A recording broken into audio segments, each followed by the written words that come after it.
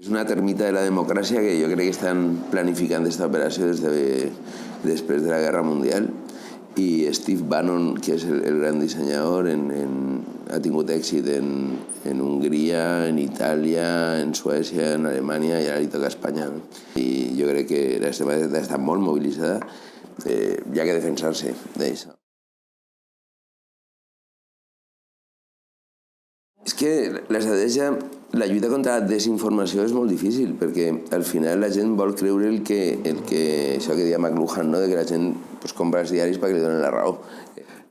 Són les tàctiques de metadatos, d'influència en la gent de desinformació. I és una lluita molt seriosa de la que jo crec que encara la gent no és conscient. Això es pot combatir en la veritat, en l'alegria i en l'optimisme. Vivim en un món extraordinàriament desenvolupat i hi ha problemes estructurals com el de la desigualtat, i la gran mobilització de l'esquerra té que ser en gran mesura emocional, d'abandonar les coses que ens diferencien i fixar el que és important, i ara l'important és frenar aquestes polítiques d'extrema dreta.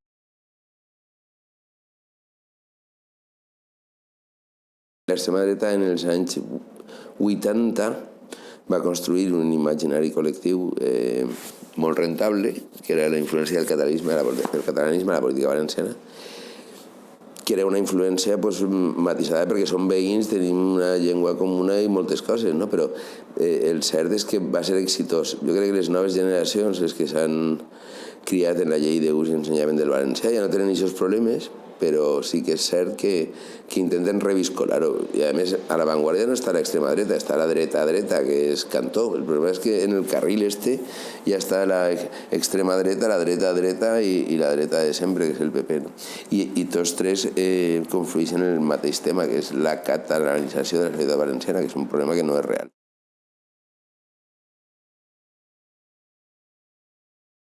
El que fan és teoritzar sobre qüestions que no existeixen, però delimitant el seu marc per a que l'extrema dreta no entre. Quan tu tens una complicitat en les idees de l'extrema dreta, al final l'extrema dreta és la beneficiada, però les polítiques de la dreta les pots combatre ideològicament. Ara, les polítiques de l'extrema dreta són molt més difícils de combatre perquè al final estan fora del marc democràtic.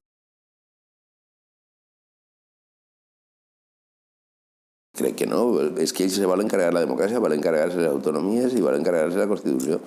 I en tots els països hi ha el que es diu una franja lunàtica d'electors que sempre voten per a fotre al sistema, i ahir Vox pot tindre certa repercussió, però també hi ha una dreta sociològica vinculada al franquisme des de fa generacions que votaran a Vox. I per tant, aquesta extrema dreta que mai ha tingut un ressò molt important, perquè Espanya 2000 és anecdòtica, encara que tenen regidors a Silla o algun ajuntament del país, Falange, partits d'estos que mai han trobat un espai, ara l'han trobat en Vox.